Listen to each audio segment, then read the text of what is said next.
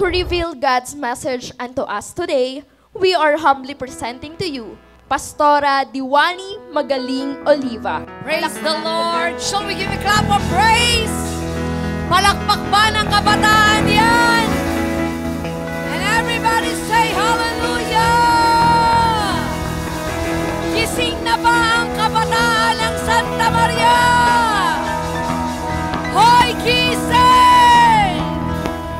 Praise God! Praise God! At dapat manatiling gising sapagkat maraming kabataan araw-araw ay ninanakaw ng kaaway ang buhay. At kapag hindi natin ibinigay ang kaisa-isang buhay na ito at hindi pinagamit sa Diyos, iba ang gagamit niyan. Sabi mo sa katabi mo, gusto mo bang iba pa gumamit niyan? Salamat na lang at ngayong umaga nandyan ka dahil kagamit-gamit ka. Amen? Napakasarap isipin na ang buhay na ito, gaano man ang ating pinagdaanan, gaano man ka kalungkot, kasaya, o tanuman ang uri ng pagkatao meron tayo, sa ang galing pamilya ay iisa ang tingin ng Diyos. We are all fearfully, wonderfully made by God. Amen. Alam niyo po ngayon talaga namang ang buhay ay sinusukat, di ba? Sinusukat sa kung anong uri ng tatak ng cellphone mo, tatak ng bag mo, saan ka nakatira, di ba? Kapag ka sinabing, nako, sa subdivision niya, nako, tingnan mo naman ang cellphone, iPhone 43, o di ba? Dilagpas-lagpasan mo ng lahat para talagang nauuna ka.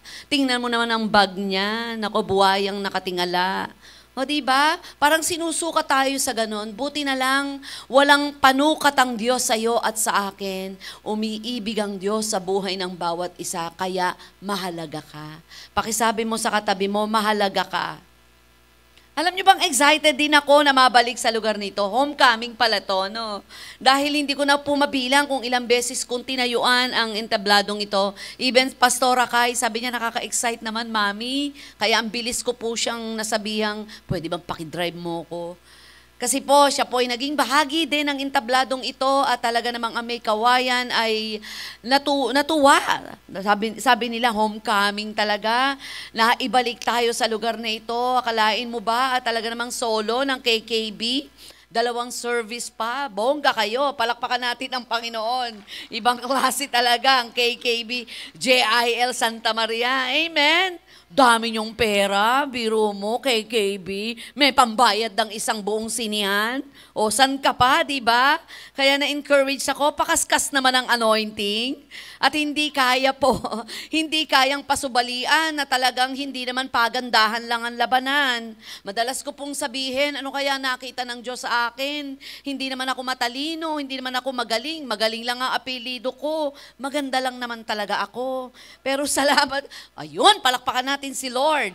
Salamat sa Panginoon sapagkat sa maliit, literally na may liit na buhay na ito, ay nagawang gamitin ng Panginoon. At sa paggamit niyang yon, ang naisip ko, sasamantalahin ko na to. Ay gamitin ka ng Diyos bilang daluyan ng kanyang pagpapala, ipahiram sa iyo ang kanyang biyaya, ipadama ang kanyang pag-ibig, buhusan ka ng iba't ibang uri ng galing at talino't husay. Di ba kapag JIL ka, hindi na malaman kung ano ba pinag-aralan yan, ang galing-galing. Kasi hindi nila ma-identify yung galing na yon, that is anointing. Imagine from ordinary to become an extraordinary, from nothing to become something. Iba ang nagagawa ng pagpapagamit sa Diyos ng buhay na ito. Ang ganda ng team nyo, the power to live, not just exist. Kaya sabihin mo sa katabi mo, bawal ang tambay. Diba? Hindi ka dapat mabuhay na palilipasin mo lang ang pagiging kabataan mo. Ako, thankful ako sa Lord. Makakaharap ako sa inyo ng mata sa mata na ang kabataan ko, nung ako'y dumaan sa kagaya nyo, hindi nasayang ang buhay ko. Hindi ho ako nagyayabang. At the age of 13, nag-introduce ang Lord sa akin. At dumating sa punto na merong krusada. Doon ko nakilala ang Panginoon. Hinanap ko na siya ng hinanap. Kung saan nga ako napunte. Nalibot ko ang body of Christ. Saan ka? Baptist, Evangelical, Pentecostal, Full Gospel. Nahinto sa JIL, a non-sectarian full gospel ministry. Sa sobrang paghanap ko sa Panginoon, talagang lahat ng pagpupurik, itinataas ang kamay, may ibang klaseng awit, di ba? Dati yung pinanggalingan natin ang inaawit natin na Ama namin, sumasalangit ka, di ba? Nasa Bible naman po yun. Yung upo, tayo. Pero nangusap na ang Panginoon sa akin noon pa man. Hinahanap ko na ang Panginoon at salamat, nasumpungan ko ang Diyos at hindi ko na po siya tinigilan kung paanong hindi niya rin ako tinigilan. At kung babalik ako sa pagiging kabataan na kagaya nyo, iisa pa rin ang magiging desisyon ko. Wala akong pagpipilian. Ibibigay ko pa rin ang buhay ko. Palakpakan natin ang Lord. Power to live, not just exist. At Jeremiah 29:11 ang inyong tema, ang inyong Bible theme. At ito po ay hinugot ko kung saan sa Jeremiah 29:11, it's all about my blessed future. Everybody say, my blessed future. Hayon, kapag sinabing future, hindi mo pa lamang pwedeng mangyari dyan. Hindi mo pa natatanaw, pero pwede kang mangarap. Nakuha niyo po? Pag sinabing future, hindi mo pa alam kung ano pwedeng mangyari, ano magaganap, at hindi mo pa rin pwedeng tingnan o tanawin, pero pwede kang mangarap at iyon ang tanawin mo sa susunod na buhay mo. Dahil kung ano ka ngayon, ay magiging resulta ng mga susunod na taon ng buhay mo. Kung ano ang desisyon mo ngayon, ay magiging resulta ng mga susunod na buhay mo. Kaya napakaganda ng desisyon mo, binigay mo ang buhay mo sa Panginoon, nakilala mo siya, at sa susunod na buhay mo, tsak napakaraming tagumpay ang buhay mo. Jeremiah 29:11, sabi rito, for I know, sabay-sabay tayo, for I know the plans I have for you, declares the Lord. Plans to prosper you and not to harm you. Plans to give you hope and a future. Pwede ba palakpakan natin itong verse na ito, Bible verse na ito? We cannot see the future, but this verse gives us an encouragement and promises that God has a future and hope for each one of us. Si Jeremiah, isang batang nakakilala sa Panginoon, kabataan. Tinagurian nga siyang the crying prophet. Alam niyo kung bakit? Naku, wala siyang ginawa kundi umiyak kay Lord. Sa sobrang ligaya, sa sobrang takot, mapaligaya, mapatakot, mapangamba, mapamasaya, mapamaganda ang sitwasyon, mapamapangit. Iisa lang yung expression niya, to cry unto God.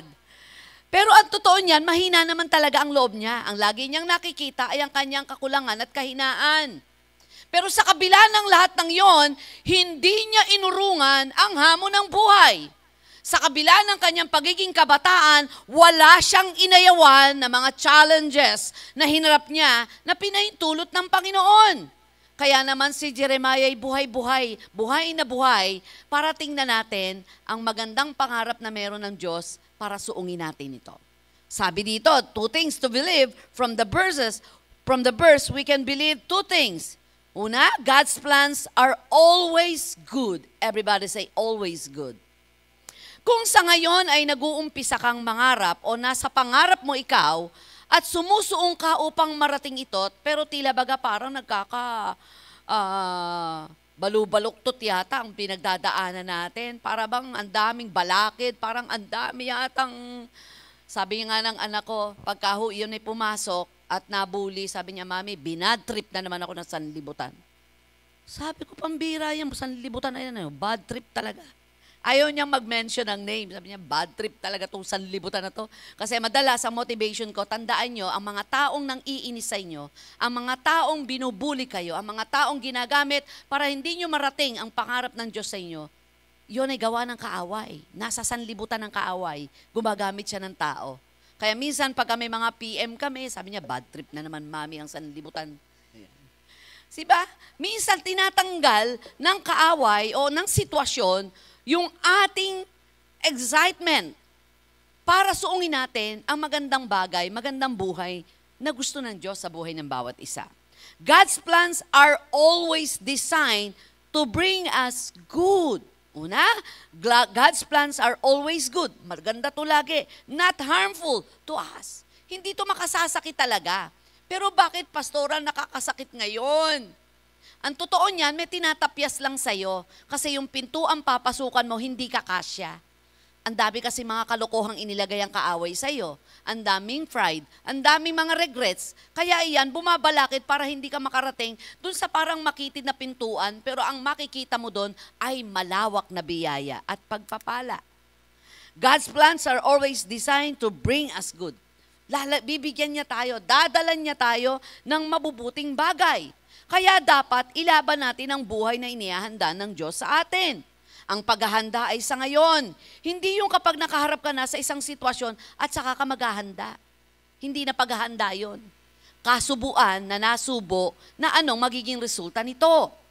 Kung ano ang nangyayari sa iyo ngayon at kung sino ka man at ano man ang sitwasyon mo, ayan ay isang paghahanda upang higit na maging powerful ang buhay mo sa hinaharap.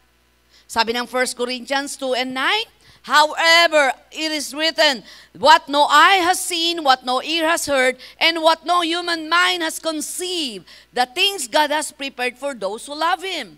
Alam niyo po, ang isang nangyari sa akin nung kabataan ko, nung makilala ko ang Panginoon, talagang ninamnam ko ang pangako ng Diyos. Hinawakan ko to. Hindi ko alam, faith na pala yung nag-a-activate sa akin. Ang nagmamanipula na sa akin ay pananampalatayang natama sa harapan ng Diyos. Doon ko nakita na kapag tiningnan ko ang kawalan na meron ako, kung saan ako galing na pamilya, na anak ako ng tricycle driver, anak ako ng ni Rosang Bagoong, na kami po, kaya Rosang Bagoong kasi nagtitinda ng bagoong si Inang noon. Ako, pag pumasok na ako sa eskwela, amoy bagoong na ako. Kasi kumapit na sa katawan ko, sa uniforme ko ang bagoong. Kaya pag dumadaan niting na ako sa school, alam na dumating na ako. Nangangamoy bagoong ako eh. At talagang bat-bat ng kahirapan ng buhay namin na hindi fitted yung isip at puso ko sa kung ano meron ako. Kasi nung kabataan, di ba, para bang okay lang, hindi mo nakikita yung bagay, nangangarap ka, tanggap mo na iyon ang lugar mo, pero ako hindi eh. Hindi ko tanggap eh. Parang nasa dugo ko na talagang nag-aalburutong, ayoko nitong buhay ko. Masaya naman kami. Okay naman kami. Kaya dumating sa point na kabataan ko pa lang, pero naglalaro na isip ko. Parang na-advance ang utak ko na imbis na i-enjoy ko yung kabataan na ako ay 12 anyos, 13 anyos, pero nangangarap na ako. Kung paano ako yayaman, kung paano ako magtatagumpay. Hindi nga pumapasok sa isip ko na kailangan mag-aral ako mabuti. Kasi wala naman akong hilig mag-aral. Paano ako yayaman? Paano ko mabibili lahat ng gusto ko? Pero pinakita ng Diyos sa akin na lahat ng mga bagay na makuha man natin, matanggap natin. Sabi nga ni Brother Eddie, basura ang lahat ng yan sa harapan ng Diyos. At dito ko nakita na binalansi ko yung buhay ko. Dumating sa point, nagkaanak ako, si Pastora Kay, katatapos lamang pong gumraduate sa masteral niya. Nung isang araw, nag-uusap kami, sabi ko, after niyan, mga 2 to 3 years, mag-PhD ka. Abe, nabago plano. Nung isang araw, kinakausap ako, ma, baka pwedeng next year, mag-PhD na ako. Kasi ang motivation ko sa kanya, anak, kung magaling ka sa simbahan, magaling ka dapat sa labas ng simbahan. Kung ikaw ay maraming naiimpluwensyahan, maraming tumitingala sa iyo, trumerespeto dahil pastora ka, maraming namomotivate ka, umuunlad ang buhay mong espiritual, dapat umunlad ka din sa labas. Conquer the land. Dahil kapag ikaw nakapwesto sa labas, may posisyon ka, kahit ano sabihin mo, babaw yan sa'yo. Nung siya po ay mag-aral, ang gusto namin sana makuha, mag-Laude siya. Hindi niya nakuha yon, although mataas ang grades. Yung puntos na lang sana. Sabi ko, mag-civil service ka. Kaya nag-aaral siya, nag-review siya ng civil service, aral siya, nag-civil service siya. Hindi pa siya gumagraduate, pasado na siya ng civil service. O de, meron kang pananggalang. Pag pumasok ka ng trabaho, at least maganda-ganda agad ang sweldo, papataas ka. Pagkatapos niyan, anak, ay mag-masteral ka. Pahinga lang ng konti, nagtrabaho, then masteral. Sabi ko, after 3 years, saka ka mag-PhD. Nema, next year na, mag-PhD na ako. Habang naglilingkod ka sa Panginoon, ay nakikita ng lahat na sinasamahan ka ng Diyos sa lahat ng pangarap mo. Dapat ang Kristiyanong kabataan, hindi lang sa simbahan magaling, maging sa labas ay magaling ka din. Amen. Sabi mo sa katabi mo, dapat magaling ka rin. Diba? God has a master plan. He is no respecter of person. He has a great plan for your life no matter who you are. If God gives that plan, His plan for your life is good. Everybody say, good. Bulungan mo, baka nakakatulog na yung katabi mo. Sabi mo, good. Yes, He will fulfill it and you must believe that He will do it. Kaya itong ating tema na sinasabing nating power to live. Meron kang kapangyarihang mabuhay sa daigdig na ito na ma-impluwensyahan mo maraming kabataan na iba ka. Hindi pariwara ang buhay mo. Hindi ka umaayon sa takbo ng mundo. Hindi ka saklaw kung ano ang trending ngayon. Hindi ka saklaw kung anong uso ngayon. Hindi ka umaayon na para lamang makilala ka. Ang daming kabataan ngayon nasisira ang buhay, sumikat lang. Hindi mo kailangan magpasikat kasi sikat ka na sa langit. Amen? Ilang puntos po na makita ko dito na para makita po natin na, hoy, hindi biro ang buhay na ito. Anak, hindi biro ang pagkalalang ng Diyos sa'yo. Hindi hanggang dyan ka lang. Hindi maliit ang plano ng Diyos sa'yo. Pangmalakihan ka, pangmalawakan ka. Sabihin muli sa katabi mo, pangmalakihan ka. Pangmalawakan ka. Diba? Kapag tinignan natin ang ilang mga matatagumpay sa kanilang buhay at kinilala kung ano man meron ang kanilang hinugot na katagumpayan, may mga pinagdaanan yon. Hindi nila pinaniwalaan na hanggang dyan ka lang, maliit ka lang, hindi ka lalawak. Habang kanina nagkukwento si Pastora kay kinikilabutan po ako. Sabi niya, alam mo ba Pastora kung gaano lang kaikli ang preparasyong ito? Pero isang linggo na hindi ako makatulog, nananalangin ako. Hindi biro na pananalangin, sabi niya. Pero kapag pala kalooban, sabi ni Pastora Kay, nagiging madali ang lahat na parang mahirap tingnan at di mo alam kung paano, saan ka magsisimula. Kapag nasa gitna ka ng kalooban ng Diyos, nagiging madali ang lahat. Ilang puntos po na patutunayan po ngayong umaga na may plano ang Diyos sa'yo. Hindi biro ang plano ng Diyos sa'yo. At may magandang bagay na gustong gawin sa'yo. At merong plano siya sa'yo. Anong pakiramdam mo kapag pinagpaplanuhan ka? Maganda o pangit? Di ba kahit paano naaantig ka? Nayuyugyug ka, di ba? Meron po akong invitation after 2 weeks. Imagine po yung pagpaplanong yun, na-overwhelm ako. 2 years plano. 2 taon na pagpaplano. Kaya sabi ko, nayuyugyug ako dito. Paano? Tao lang yun, tao lang. Lalo na kapag magpaplano sa iyo, Diyos, na alam kung anong mga bagay na magpapabuti sa iyo. Napagtiwalaan mo lang siya, kaya kanyang dalin sa mga imposibleng kalagayan at imposibleng buhay na kala mo'y di mo mararating. Tingnan po natin ito. Number 1, God's plans is often beyond our understanding. Alam ko ang bawat isa ay marunong mangarap. Tama ba? Abay, pinakakawawa kang tao kung pangarap na lang hindi mo pa magawa. Di ba? Nagsisimula iyan sa pangarap. Ang JIL ay ipinanganak sa puso ng Diyos at nang makonfirma ni Brother Eddie na ang tawag na yun ay galing sa Diyos. Na yung vision na yun, vision nga natin, 2, micro and macro vision, hinati. Na kung saan walang sulok ng daigdig na ito na hindi malalagyan ng gawain. Na walang lugar na hindi kaya nating puntahan. Na walang tao na hindi natin maaaring hindi share ng Word of God. At ang Diyos ay detalyado kapag inilagay ka niya sa isang magandang kalagayan. God has a detailed plan for your life and His plan for you is conceived in love. Sabi ng Exodus 15:13, in your loving kindness you have led the people whom you have redeemed. Dahil siya ang Diyos na nakikita niya ang ating bukas bago natin makita ang ngayon. Siya ang Diyos na nakikita niya ang simula ng ating buhay at nakikita niya rin ang wakas nito. Nakikita niya ang lahat sa pagitan nito.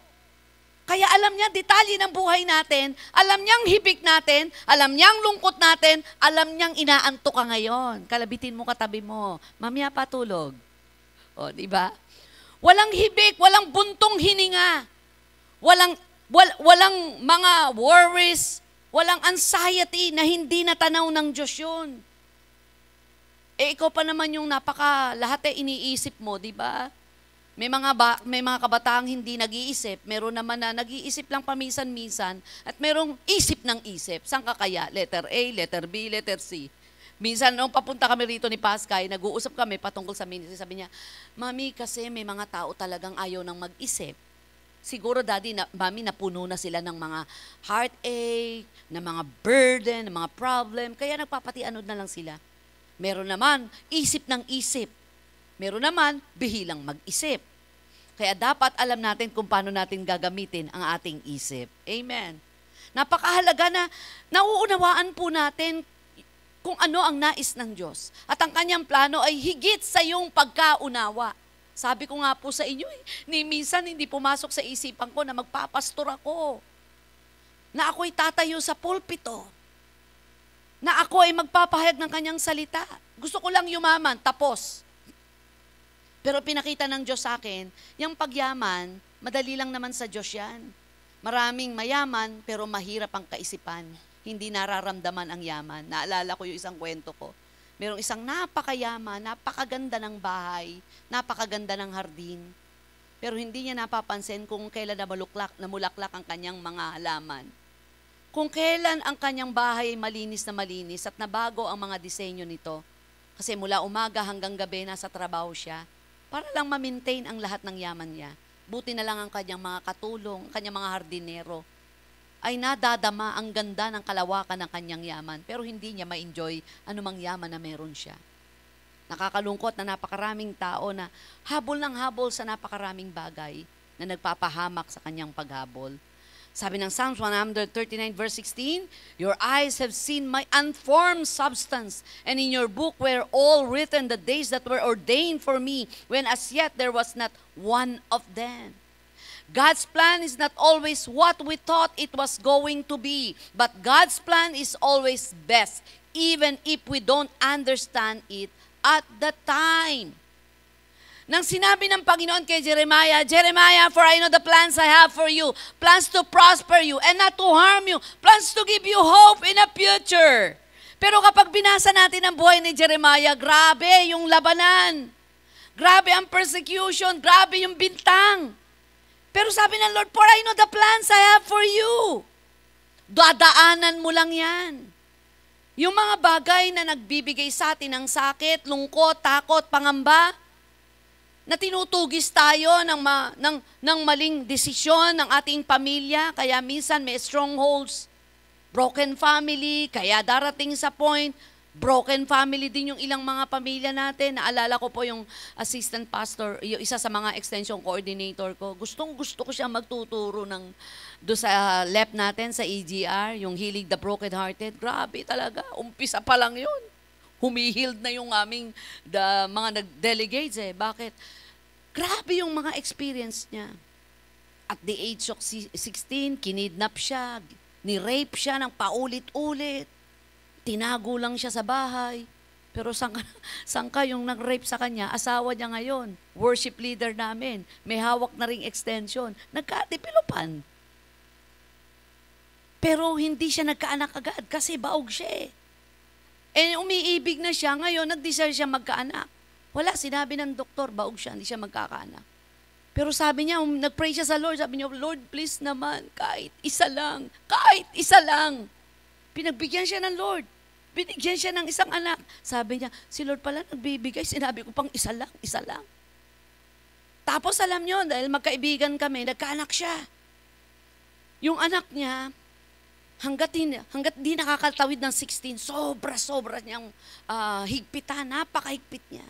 Sobra, sabi ko. Konting luwag naman, sabi niya, Pastora, pinoproteksyonan ko lang. Kasi yung strongholds ko at the age of 16. Walang pwedeng makalapit doon na kahit sinong lalaki. Tumawid ng 16, 18, ganun pa rin siya. Sabi ko, huy, tawid na siya ng 16. Pastora, baka mamaya na-upgrade, 18, baka magahasa yan. Sobra. Tumawid, 18, 19, 20, 28, 29, 30. Sabi ko, sobra-sobra na tawid dyan. Pagkatapos po, nagkaasawa at ang napangasawa ngayon, worker din namin. At alam nyo, ang prayer naman namin, nakaluhod na naman siya sa Lord, baog ako, Pastora. Sabi ko, di ba humingi ka ng isa? Hingan mo ang Lord na yung yung mga gusto mo na hindi pa naibigay sa'yo, ibigay sa anak mo. Praise God, nagkaanak po. Pagkatapos, pagkaraan po ng ilang buwan, nagkaanak uli. Ibig sabihin, nakat yung strongholds mula sa pagiging kabataan niya. Mga kapatid, naniniwala po ako, iba ang kilos ng Diyos sa ating kapanahunan ngayon. Madalas sabihin ni Kuya Ed, nasa dulo na tayo ng panahon. Kaya napakahalaga na iniisip natin ang susunod na panahon ng buhay natin. Sabi ng Romans chapter 8 verse 28, God causes all things to work together for good for those who love God, to those who are called according to His purpose. Everything in God's plan is working together for good. Amen? Kung titingnan po natin na may mas magandang gagawin ng Diyos, walang panahon, walang pag-iisip para sa negatibong kawawa ka at walang magagawa ang sino man at wala rin kayang gawin ng Diyos sa iyo. Verse 21, for those whom foreknew, He also predestined to become conformed to the image of His Son. And God is using all the circumstances in your life to mold you into the image of Christ. Paano magiging malakas ang isang tao kung hindi to may ginawa para sa kanyang sarili? Kahapon po dinideliver sa amin yung pang-exercise. Tapos yung nag-deliver, medyo may kalakihan ng katawan. Sabi ko, bakit hindi sa'yo na lang yan? Sa akin mo binigay. Pas mahihirapan ako, tsaka ayoko ng pinapawisan. Pero gusto mong pumayat. Opo. Palagay mo papayat ka habang tinititigan mo lang yan. Di ba, minsan tayong gusto magpapayat, parang isang araw ka lang di kumain, feeling mo payat ka na. Pumunta ka ng department store, pinipilit mo small ka, pero ang totoo, XL ka. Sabi mo, hindi naman ako kumain kahapon na. Hindi ganun lang yun. Iwa-workout mo yun, pati yung buhay mo. Pati yung pupuntahan mo, hindi nilagay lang ng Diyos yan, tititigan mo, iwa-workout mo yan. Ito, in just 2 weeks, tama ba? In just 2 weeks, win-workout yan. May mga taong kinausap, may mga bagay na ginawa tayo, pinagplanuhan. Hindi sa maikli o mahabang pagpaplano, pero ang mahalaga, win-workout mo at inihanda mo. Amen? Palakpakan natin si Lord. Isaiah 55 verse 8 and 9, for my thoughts are not your thoughts, neither are your ways my ways. Mas mataas mag-isip ang Diyos kesa sa'yo. Iba ang kanyang paraan sa paraan mo. Marami na tayong inisip na paraan, pero makikita natin sa dinami-dami ng inisip nating paraan, walang tumama kahit isa. None of the above. Pero si Lord, akalain mo, paborito ko po ito pinalaya na ng Pharaoh si Moses kasama ang libo-libo ng mga Israelites papunta sa Promised Land. Nung sa kalagitnaan ng kanilang paglalakbay, nag-e-enjoy na sila, bigla, pinahintulot ng Diyos na magbago ang isip ng Pharaoh at sinugod silang uli. Nasukol sila. Saan sila nasukol? Sa pagkalawak-lawak na dagat. Nung nilingon nila, talagang sisiklutin sila ng takot. Ibabalik sila. Parang nasan ba plano mo, Panginoon? Nasukol kami sa pagkalawak-lawak na dagat. Heto, hinahabol kami, ibabalik kami. Mga armado to. Wala kaming sandata. At kung tawirin man namin ang dagat na ito, kahit langoy namin, wala pang mga baka 15 minutes magkalangoy-langoy. Sa paglangoy namin, magkalunod-lunod at wala kaming sasakyan. Ano kaya ang naisip ni Moses? Pinahintulot ng Diyos na wala ni anumang sitwasyong nandoon na pwedeng panghawakan siya, kaliwa, kanan, likod, wala siyang pupuntahan, wala siyang dadaanan, kundi yung dagat na yon na imposible nilang madaanan. Pero ang Diyos ay Diyos na posible sa lahat, biniyak ang dagat, nakarating sila. Mga kapatid, hindi kaya pwedeng ulitin ng Diyos na hindi man literal na biyakin ng Diyos ang dagat ng ating buhay na nagiging sagabal para hindi ka makaraan? Ano yung bibiyakin ng Diyos? Ano yung hahatiin niya sa buhay mo? And number 2, God's plan is far better than we can dream. Napakalayo pala nito. Ang layo-layo. Mapangarapin ako, alam niyo po ba, na-recall ko at the age of 4, may pinakita na pala sa akin ng Panginoon na ako'y nakatira sa isang lugar na maraming halaman, malapad ang kalsada, ang gaganda ng bahay. Na-recall ko pala yon.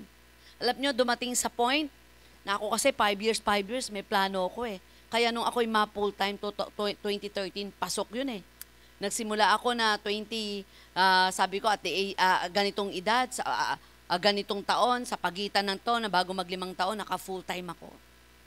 Sa ganito, makapag-aasawa ako. At dumating sa point, tumayo ko sa pulpito, prayer and fasting namin ito. Bantayan niyo po ang sasabihin ko ngayon. Sinabi ko talaga, 5 years from now, bibigyan ako ng Panginoon ng bahay. At the age of 50 years old, nakatira ako sa bahay. Kasi barbershop ang tinitira namin. Imagine that. Barbershop. Walang privacy. Kung ano yung kainan, doon na kami natutulog, doon na kami nagpapahinga, doon na kami nag-uusap. Lumaki ang mga anak ko na hindi normal. Bakit to? Walang kalaro, nasa kalsada, laging nakakulong, nakasara, eskwelahan, sara bahay.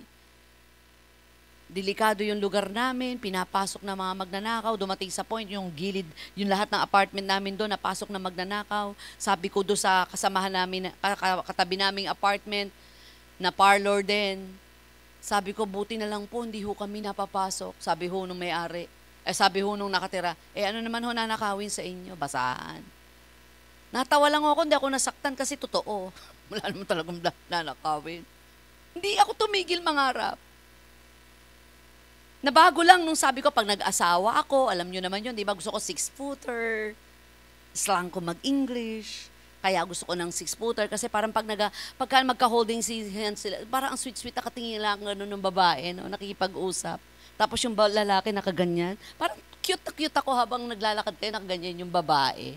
Napapangiti. At yung lalaki nakatingin ganyan. Slang mag-English. Pati dyaryo, gusto kong binabasa niya, Inquirer. Tapos paggising sa umaga, DD4, umiinom ng brewed coffee. Maganda, grabe, Louis Vuitton ang kanyang pantulog. Wala, baliktad lahat yun. Marami nagsasabi, sinisira mo ba ang asawa mo? So, hindi. Kung ang titingnan nyo, yung nakaraang buhay niya, hindi ko siya pwedeng mapangasawa. Pero ang tingnan nyo kung sino siya ngayon. Aba, hindi 6-footer. 4 feet. Ang asawa, 5 feet. Tapos ang English niya, imbis na water. Hindi, water. Bicolano eh. At nung pala, napag-alaman ko, sabi ko, ano binabasa mong dyaryo? Kasi sabi nung nagko-coach sa akin, pag mababasa kayo ng dyaryo, Inquirer. Para English, sabi niya, Abante, Taliba. Tapos kung matulog, kung ano pa yung mga short-short na butas, para daw kampanting-kampante siya. Lahat ng yun. Wala. Pero alam nyo, dumating sa point, sabi ng Lord sa akin, ang dami mong hinihingi. 10 utos nga, dinalawa ko lang eh. Mahalin mo ang Diyos ang buong puso, buong lakas, buong kaluluwa. Pangalawa, mahalin mo ang iyong kapwa, gaya ng pagmamahal mo sa iyong sarili. Then nag-pray ako. Pinag-isip ako ni Lord. Sabi ko, Lord, sige, bigyan mo ako ng lalaking mahal na mahal ka.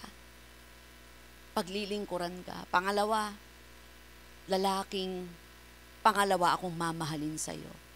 For the glory of God, nakasasalba ang pagmamahal sa Diyos sapagkat walang nagmahal sa Diyos na di siya pinaglingkuran na hindi pinagpalang lubos ng Diyos. Palakpakan natin si Lord. Sa gitna ng pandemya, sarado lahat ng barbershop namin, bagsak ang negosyo namin. Binigyan kami ng bahay, 2020. At the age of 50, nakapasok na ako sa isang bagong bahay namin. Wala pang trabaho si Pascay noon. Talaga naman, katakot-takot. May mga nagme-message kay Pastora, sabi niya, tamang-tama po na nakatira na kami sa bahay na yon. Nakapagtrabaho na po siya sa munisipyo ng Malabon. May nagme-message, tinotorture kami, kala nyo yung mga ganyan. Paano kayo magkakaroon ng bahay? Either ninakaw ko ang offering o kaya po sa munisipyo kasi nagtatrabaho, ninanakaw ang kaba ng yaman, ng bayan. Tinotorture kami. Hindi kami tablan-tablan. Kapag alam mo kasi ang katotohanan, hindi ka tatabla ng anumang bintang. Amen? Hindi ka basta bibigay, hindi ka basta matutumba. Kasapagkat merong plano at may magandang bagay na gustong gawin ang Diyos. Sa land of Canaan was never meant to be the ultimate resting place of God's people. God always had a better plan in mind. Exodus 2 verse 23 to 25. Akala siguro nila, ito na yon, pero hindi. Hindi itong promised land na yan na ipinakita ng Diyos sa mga Israelites ang pinakasukdulang biyaya ng Diyos. Merong eternity. Kaya nga sinabing, for I know the plans I have for you, plans to prosper you, not to harm you, but to give you hope in the future. Lahat naman tayo ligaw, naghahanap ng dapat magandang puntahan. 1 Peter 1:17 says, since you call on a Father who judges each person's work impartially, live out your time as a foreigners here in reverent fear. Pag masyado ho tayong na-attach sa mundo, lalamunon tayo ng mundo. Kaya masyadong mahigpit ang hawak sa daigdig. Huwag masyado. Kaya pag sinaktan ka ng mundo, sinaktan ka ng sanlibutan, sobrang apektado ka. Alam nyo bang tumataas ang rate ng pag-suicide ng maraming kabataan? Sukdo lang akalain mong isipin nila ang ganong kadaling itigil ang buhay. Hindi lang nakabili ng mamahaling cellphone, hindi lang nakapag-enroll, nabuli ng teacher, nagsusuicide. Tumataas ang rate. Kamakailan lamang po, ilang lang nakakaraan. Sa mismong school pa, tumalon, di ba? Sa pinakamataas na floor ng school, tumalon at nakita sa kalagitnaan ng mga estudyante, basag ang bungo, patay ang kabataan. Hiniyalang ng professor. Nakakalungkot, ano po. Kaya napakahalaga na ang buhay mo'y maging powerful para ma-impluwensyahan natin ang nawawalan ng pag-asa. And God's plan is wider than we can imagine. Imagine natin ang buhay na ito ay better than we can dream. And then ikatlo ay God's plan is wider than we can imagine. Napakalawak nito na hindi kayang ikasya sa mga imahinasyon na meron ka. Do you remember Joseph? Isang kabataan din. Isang kabataan na kung saan ay nalagay sa isang kalagayang hindi siya dapat ganun. Sa kanyang pagiging kabataan, dapat lumalaki siyang kasama ang kanyang magulang at kanyang mga kapatid. Nai-enjoy niya ang kanyang pagiging kabataan, pero nabatak agad. Parang ang hirap isipin at isaksak sa isipan niya na bakit ganun? Mga kapatid ko pang nagtangkang pumatay sa akin. Bakit ganon? Sinabi ko lang naman tong panaginip ko. Bakit misinterpret nila? Ang linis ng puso niya, ang linis ng isip niya. Pero kinainggitan siya. Kaya nga ang unang patayang naganap ay walang iba, kundi sa Biblia, magkapatid. Si Cain at si Abel, nagkainggitan lang. Pagdating kay Joseph, umikot uli sa inggitan.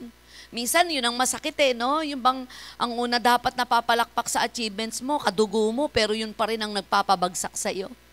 Walang pipiliin ang kaaway sa isang taong mapangarapin at nagtitiwala sa Diyos para gamitin ito para ikaw ay pabagsakin. Si Joseph, the man with a divine purpose. Everybody say, divine purpose. Yung pala, divine purpose pala yun. Na tinapon siya, una, hindi siya pinatay. Talagang kapag may plano ang Diyos, hindi ka basa-basa papatayin eh. Hindi ka pwedeng mamatay. Diba? Sabi, pinagbago ng Lord ang isip ng isang kapatid, benta na lang natin, mas may pakinabang. Ang layo niya, inilayo siya. Inilagay siya sa Ehipto. Milya-milya yung layo. Nabatak ang pagiging kabataan. Nagtrabaho agad, nakulong. Ang sakit nun, nabubuhay ka sa kalungkutan. Pero inilaban ni Joseph ang buhay na may pangarap ang Diyos sa kanya. Sa panahong nasa bilangguan siya, hindi siya naging bilanggong ugali. Hindi siya naging amoy bilangguan. Stand out ang kanyang pagkatao. Sa panahong pinagkatiwalaan siya, ano ang sabi? Magagawa mong lahat ng nandito, wag mo lang gagalawin ang asawa ko. Inakit siya. Hindi biro din naman ang nangakit sa kanya. Palagay nyo, hindi kagandahan yung nangakit sa kanya. Pero itinaboy niya anumang uri ng pang-aakit. Firm siya. Kasi powerful yung buhay niya. Hindi siya nandyan lang na nabubuhay sa wala. Proverbs chapter 3, verse 5 to 6. Trust in the Lord with all your heart and lean not on your own understanding. In all your ways submit to Him and He will make your path straight. Kasi nakita ni Joseph, teka, sandali, ba't ganito nangyayari? Pero nagtiwala pa rin siya sa Diyos. Tiningnan pa rin niya ang Diyos. And God will use every aspect of our lives, even the things that don't seem to fit, to bring about His plan. The life of Joseph demonstrates God's ability to transform sorrow into joy and to breathe life into seemingly dead situation. Ang dami ko pong pinagdaanan for 35 years. Alam ko maikli pa po iyon. Kumpara sa mga pastor na talagang namayagpag sa paglilingkod at patuloy na nag-iwan ng legacy. Ang dami. Dumating sa point na namatay ang nanay ko, pagkaraan ng 1 linggo, namatay ang tatay ko, kasalukuyang nagsisiklaban ang mga Kristiyano sa loob ng iglesia, nawasak ang unity, may nag-split sa aming church, nag-i-split, nasa Canada nun si Pastora Kay, gusto ko ng tulong nun, kasi nag-aalsa, napakarami, 44 yun, 44. Sama-sama, may kabataan, may YN, may men, may women, may couples, may tithers. Gustong bumaklas sa church. Nasa Canada si Pastora Kay noon. Binili niya ako kay Pastora Nancy, kay Pastor Rod, kay Pastor Dennis, kumpleto po halos yung area 3 noon. Imagine, inilalaban nila na tanggalin ako bilang pastor. Nakaburo lang nanay ko, nakaburo lang nanay ko. Dapat wala ako sa meeting na yun. Dapat kinonsider nila na si Pastora sa panahong ito'y durugang puso. Wala, ang sasakit na salita. Pero dumating sa point, sige, sabihin nyo na lahat ng gusto nyo sabihin. Naglalaro pa nga ako ng Candy Crush yata doon. Habang daktak sila ng daktak. Angry Bird pala, Angry Bird. Habang daktak sila na, yan, si Pastora. Nasasaktan lahat ang nasa likod ko. Ako, ganyan ako, Angry Bird. Tumaas yung ko eh. Sabi ko, bakit ko tatanggapin lahat ng sinasabi nyo? Magsalita kayo, magsalita. Ba't ko tatanggapin lahat? Hindi nyo ako mapapaalis. Kayo umalis. Sa isip ko noon, pinaalis nyo ako. Kayo ba may calling? Hindi nyo alam kung ano ang puso at hirap ng pagpapastor. Madali para sa inyo magpalit ng pastor. Sa isip ko lang yun. Ang hirap pala yung lumalaban ka sa isip lang. Yung ba naranasan nyo ba yun? Sumasagot ka na sa isip lang. Hindi bumubuka yung bibig mo. Tumutulo na lang ang luha mo. Pagkatapos ng 1 linggo, kalilipat lang na-challenge ako kay Pastora Kay. Biro mo, ang usapan pala rito, bukasan ng extension. Alam ko, bukasan lang ng life group. Sabi niya yung Pastora, basta itong 1 taong ito, magdagdag ka ng extension. Sabi niya, nasa lugar ka na hindi masyadong lalapitan ng tao. Pumunta ako sa highway. Biro mo, from 10,000, umupa ako, 40,000. Sabi ni Ate Menchi, hindi pwedeng faith lang yan, Pastora Diwani. Sabi ko, nilaban ko, kung pwede magsusulatan po tayo. Kung hindi mapalago ito at hindi ko makuha ang kota para po mabayaran ng 40,000 monthly, bababa po ako. Kami na po bahala dito. Naku, hindi ako pinansin ni Ate Menchi. Napunta kami sa isang sinihan, ganito. Pinagawa namin, kulang kalahating milyon. Naku po, pagkaraan lang po ng 3 buwan, nasunog yung sinihan. Walang natira kahit anong gamit. Wala. Tulala po ako nun. Biro mo, 2 services na kami nun. Paano gagawin mo? Kasalukuyang nakahiwalay na yung taong ayaw sa akin. Ang sabi nila, si Pastora, sinusumpa na ng Diyos. Emotionally, mentally, physically, I'm tired. Pero sabi ko, powerful ang Diyos na pinaglilingkuran ko. Hindi ako pwedeng lumambot-lambot dito. Ang inilalaban ko hindi ang pagsikat ko, kundi ang pagsikat ng Diyos. Ang inilalaban ko hindi ang karangalan ko, kundi karangalan ng Diyos. Alam nyo ba, yung mall sa may Kawayan, buti nga dito sa Santa Maria, ang dami magagandang lugar. Yung kaisa-isang bagong mall doon na pinupuntahan na mayayaman na church, hindi ho nila marentahan dahil po napakamahal ng renta per square meter. 20,000 per square meter po dyan. Kaya susukatin. Kaya kapag halimbawang ang kinuha mong square meter, ganito lang, yun lang ang kapasidad ng tao. Pero ako pinatawag ko ng may-ari ng mall. Sabi niya, ano nangyari? Nasunog yun sa jail? Opo. Dito na lang kayo. Sabi ko, wala ho kaming perang pang-upa. Bakit? Tinatanong ko bang uupa ka? Dito na lang kayo hanggang sa ma-recover kayo. 9 na buwan. Libre yung malaking lugar, libre kuryente, libre upuan, libre ang CR. Pinahiram ng Diyos sa amin. Pinahiram ng may-ari. Hanggang sa yung likod ng building, inuupahan na po namin mula noon hanggang ngayon. Palakpakan po natin ang Panginoon.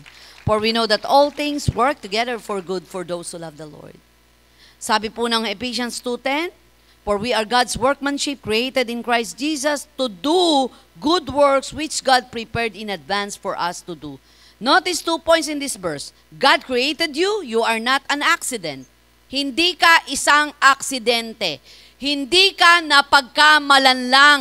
Paborito ko po ito eh. Sino rito napagkamalan? Binate, kinausap, ay sorry, akala ko. Si Lord hindi ganun. Hindi ka napagkamalan lang. Dahil may pamilyar siyang kilala, akala ikaw yon dahil nagkahawig kayo. Hindi ka aksidente. And God has a plan for you. You have a purpose in life. The greatest tragedy in life is not death, but a life without a purpose. Sabi po ni Rick Warren. Ang isang malaking trahedya na pwedeng mangyari at maganap sa isang tao, hindi ang kamatayan, kundi ang buhay na walang layunin. And number 4, God's plan is far greater than we can fathom. Kanina, pinag-usapan natin si Jeremiah. Hinugot natin yung verse doon. Tapos pinag-usapan natin si Joseph. Pag-usapan natin, ang isang kilalang kilala din, walang iba kundi si David. Abay, akalain mo itong David na ito, siya yung pinakaaba sa kanilang magkakapatid uli, at ang kanyang mga anak, ang kanyang mga kapatid ay armadong mandirigma. Sikat, mga lumalaban, nananalo, nagtatagumpay. Pero merong isang labanan na hindi nila matalo-talo, laban ng Goliath. Nang pagkakataong yon, hindi rin aksidente o dahil wala lang mautusan, parang natsambahan ata na si David ay utusan ng kanyang mga magulang na dala ng baon habang nakikipagdigma ang kanyang mga kapatid. Nasaksihan kung anong laban meron. Ano sabi ni David? Ako na lang lalaban. Murang kaisipan na kagaya nyo. Sabi ng Biblia, naglalaro sa 16, 17 years old itong si David. Ang alam lang niya ay mag-alaga ng tupa. Nung in-interview, anong qualification mo? Pumatay ng kalaban ng mga alaga ko. Mga mababangis na hayop, sinusugod ko, tinutugis ko, pinipilipit kong panga para hindi nabalikan ang alaga ko. Yun lang. Pero pwede ba yun para sa labanan ng tao? Disqualified siya. Sabi ko nga po nung magturo ako sa Bunlo, disqualified siya sa paningin ng tao, pero qualified siya sa Lord. Good for nothing para lang may matuloy na laban, pinayagan siya ni Saul. Ilang rejection sa kapatid niya, kay Saul, pagdating pa kay Goliath. Ano sabi ni Goliath? Ano bang labanan to? Ba't iyan ang inilalaban niyo sa akin? Imagine kung gaano ka-powerful yung buhay ni David. Sa 1 Samuel 16, verse 1 to 13, the Lord said to Samuel, "How long will you mourn for Saul, since I have rejected him as a king over Israel?" Pumunta ka kay Jesse, meron akong i-anoint, meron kong i-anoint doon. Sa verse 13, so Samuel took the horn of oil and anointed him in the presence of his brothers. Kasi nung nakapila na lahat, sabi ng prophet, ito na siguro, hindi iyan. Kaya bumalik siya sa ama, wala na ba kayong anak? Ay teka, meron pa pala. Hindi isinali. Rejected ka ba? Feeling rejected ka ba? Na parang kang nabibigo, feeling mo may paborito sa pamilya mo? Na parang yatang sa lahat ng puntahan mo, hindi ka napapansin? Kapatid, God's plan is greater than anything we can fully fathom because it is all designed to bring Him in the maximum honor and glory. God's sovereignty, knowledge, wisdom, love, and justice are all displayed in His plan of salvation. Kaya sabi ng 1 Corinthians 2 and 9, what no eye has seen, what no ear has heard, and what no human mind has conceived. Imagine itong si David, nagdala lang ng tinapay. Pag-uwi, eto na, pinararangalan na. Kung may social media noon, trending siya. Laki ng likers nito. Kitang-kita siya sa Instagram. Sa Facebook, pumapalo mga heart-heart nito, mga emoji likes nito. Sikat agad, trending agad. Ibang klase, kung binidyo siguro to, ang daming viewers nito, kita agad to. Lalo kapag may nag-vlog. Pero kita natin, isang ordinaryo na naghatid lang ng tinapay, pero inanoint na ng Lord. Alam nyo, ang aking alam lang, nung kilalanin natin ng Diyos, inanoint na tayo ng Panginoon. Kaya naniniwala ako na ang lahat ng nandito'y pinili ng Diyos. Sabi mo sa katabi mo, pinili ka. Tinawag ka. In conclusion, be prepared for whatever happen. You are powerful. Everybody say, I am powerful.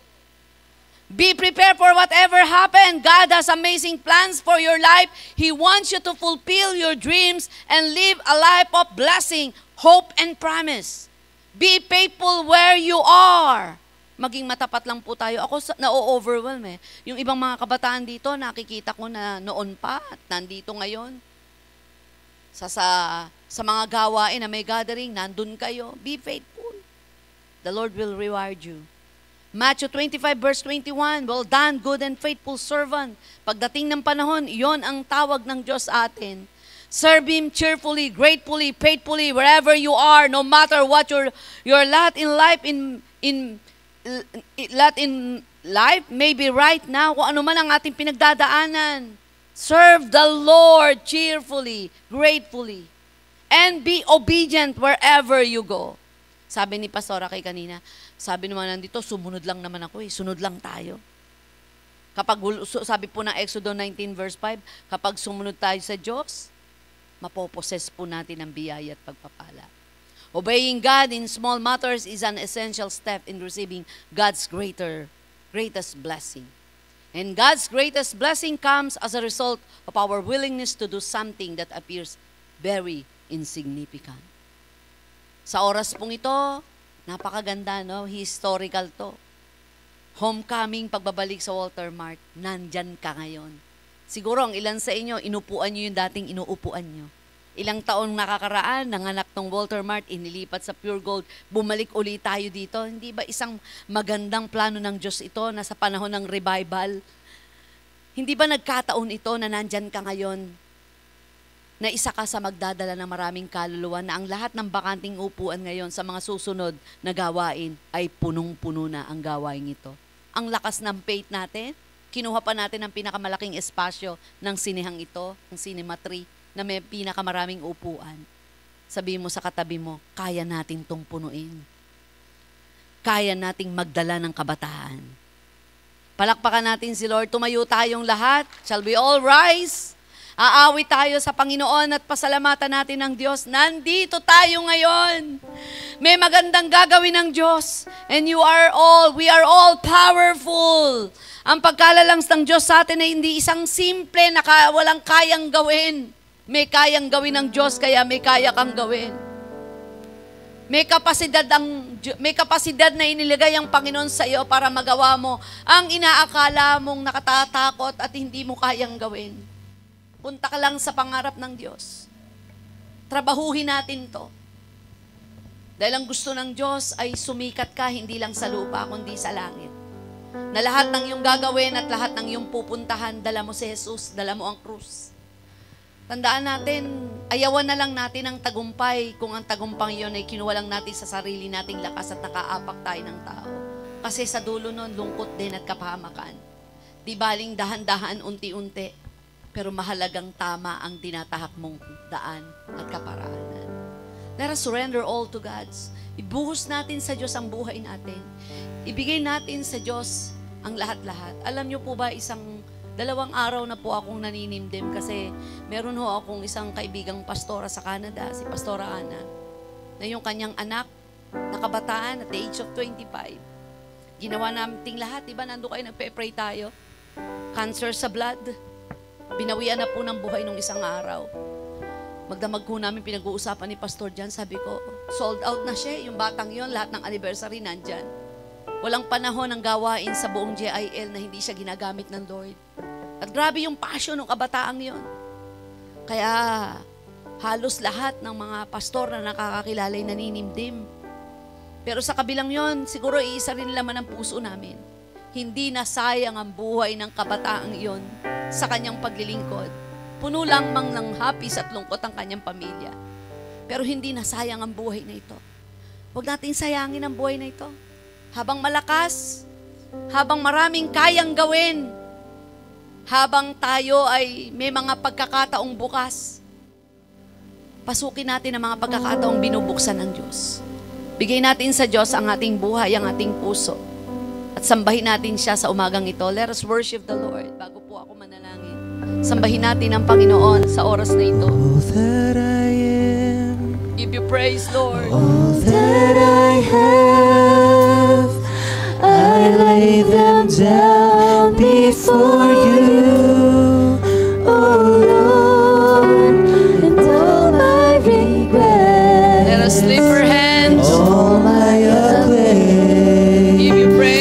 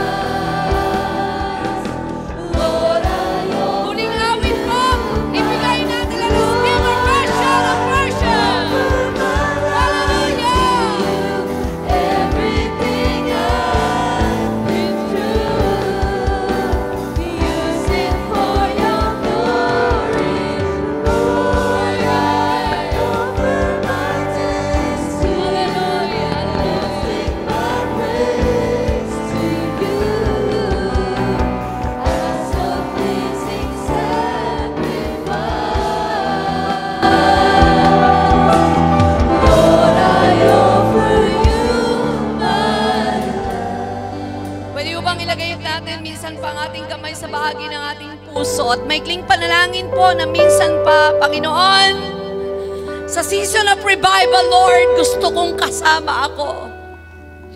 Nasa gitna kami, Panginoon, ngayon ng iyong kalooban. Hindi to isang aksidente lang, hindi to isang pinilit lang. Pinrovide ng Lord ang kailangang i-provide. Panginoon, sa oras na ito, lumalapit kami sa iyo. Maikling panalangin, kapatid, sabi mo, Panginoong Yesus, sumasama ako sa vision. Sumasama ako sa revival. Binibigay ko ang buhay ko, ang panahon ko, ang oras ko, ang talento ko. Gamitin mo ako, Panginoon. Punuin mo ako ng iyong presensya.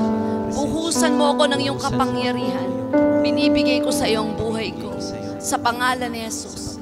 Maikling panalangin po ang aking iaalay sa inyo. Dalangin ko, Panginoon, ito ay hindi lamang hanggang simula. May gagawin ka, maraming kabataan ang gagaling emotionally, mentally, spiritually, physically, O Diyos, sa lugar na ito. Kung paanong pinayabong mo, pinalago mo, Panginoon, ang gawain dito, minsan pa, ibinalik mo kami. You are a God of purpose. You are a God of plan. You are a God of objectivity, O God. Salamat, Panginoon, sa pasimula pa lamang, nakita po namin ang iyong paggabay. Nakita po namin ang iyong pagsama. Mula sa oras na ito, i-anoint mong 4 na sulok ng sinihan na ito. Walang upuan na hindi mahihipo ng iyong kapangyarihan sa tuwing ipapahayag ang iyong salita. Ang pintuan doon na papasukan ng maraming kabataan, ng mga negosyante, O Diyos, ay nilalangisan mo ng iyong kapangyarihan at maipit naming ipinagbabawal lahat ng gawa ng kadiliman. Lahat ng pwede niyang gawin ay pinawawala namin ng bisa. Tanging ang kapangyarihan mong mamayani, O Diyos. Papasok pa lamang sila'y nadadama na nila ang iyong presensya. Tumutulo nila ang kanilang luha sa pagsamba. Yanoint mo, Panginoon, ang entabladong ito, ang pulpitong ito. Lord, and we declare, O God, that Jesus is Lord over this place. We thank you, we bless you, O God, and we bring back all to you the glory, all the praises. In the mighty name of Jesus we pray, and everybody say, Amen! Isang malakas na sigaw na Amen! Amen! God bless us all! Praise God. Natili naman po. May request pa sa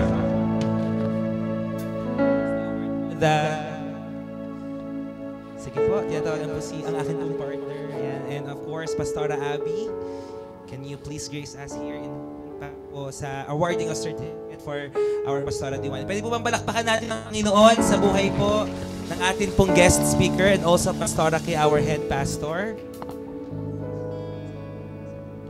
Sige po, basahin po namin ang certificate of appreciation presented to Pastora Diwani Oliva for sharing her precious time and the Holy Spirit-inspired message of God along with her unwavering commitment and dedication in serving the Lord, giving on this 5th of May at Cinema 3 Walter Mart, Santa Maria, Bulacan. Signed by Pastora Abigail Lopez Basares, JIL Santa Maria Assistant Church Pastor. Sa pagkakataon pong ito, ay hindi po bang maipanalangin po ni Pastora Kay, si Pastora Diwani? Sige po, tayo po isaglit na manalangin.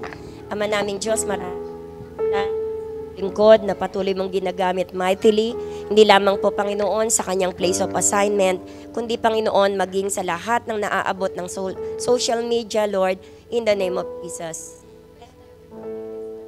Of the Lord, be upon Pastora Diwani. And Lord, we pray, continue to bless the work of her hands. Lahat ng plano, lahat, Panginoon, ang gagawin ng kanyang mga kamay. Samahan mo po siya, Panginoon, lalong higit kung ito ay patungkol sa gawain na ipinagkatiwala mo po sa kanya. Bless her family, O Lord, at anuman ang deepest longing pa ng kanilang mga buhay na lulubos sa kanilang kagalakan, ipagkaloob mo po ito sa kanila so that their joy will be full. Thank you, Lord, for our beloved Pastor, O God, at kami nananalig at nananampalataya na bago ka muling bumalik, Panginoon, all the assignment that you have given unto her, Panginoon, will be fulfilled.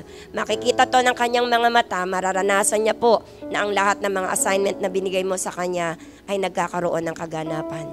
Panginoon, maraming salamat sa pangalan ni Jesus. Amen and amen. And praise God! Okay, so tuturuan muna namin kayo, guys. So sa KKB, meron tayong tinatawag na KKB handshake. Yan. So lahat kayo, ganito guys, yan. KKB handshake. Pwede ba lahat ng mga katabi niyong KKB ay makikipag-KKB handshake lang kayo? Yan. KKB handshake. Okay? At iniimbitahan ko lahat ng mga magagaling sumayaw dito sa harapan. Yan. Punta kayo sa harapan. Lahat ng mga kabataan na gustong magpuri at sumamba sa Panginoon. Kaya, pakihatak yung katabi mo, sabihin mo doon tayo sa harapan. Yan. Praise God. Mga workers, pakihatak nga yung mga members nyo dito sa harapan. Sama-sama tayong sasayaw. Workers, hatakin nyo muna sila dito sa harapan bago kayo sumayaw. Sige, dito sa harapan, guys. Come on. Huwag kayong mahiya. Tayo-tayo lang. Yan. Praise God. Okay, ito kayo. Go, go, go, go. Double time. Sama-sama tayo magpupuri sa Diyos. Hey!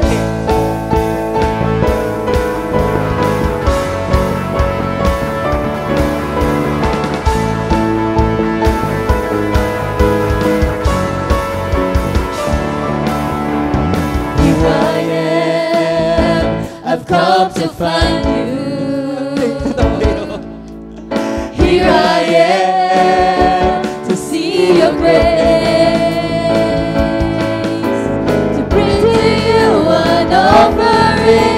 I have to ask myself one thing: how can I do anything but praise?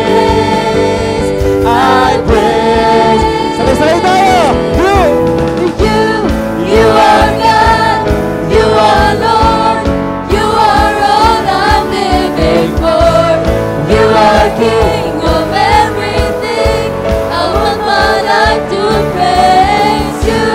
You are God, you are Lord, you are all I'm living for. You are King of everything. I want my life to praise you. I want my life to praise you. Here I am. Here I am. Thank you. I've come to thank you. Here I am, a life in change. Because you gave your life for me, Lord. Because you gave your life for me, you crucified your son for me. Now how can I do anything but praise? I praise. You are God. You are God, you are Lord, you are all I'm living for. You are King of everything. I want my life to praise you. You are God, you are Lord, you are all I'm living for. You are King of everything. I want my life to praise you. You are God, you are Lord, you are all I'm living. You are King. You are King of everything. I want my life to praise you. You are God, you are Lord, you are all I'm living for. You are King of everything. For the very last time, you are God. You are God, you are Lord, you are all I'm living for. You are King of everything. I want my life to praise you. I want my life to praise you. I want my life to praise you.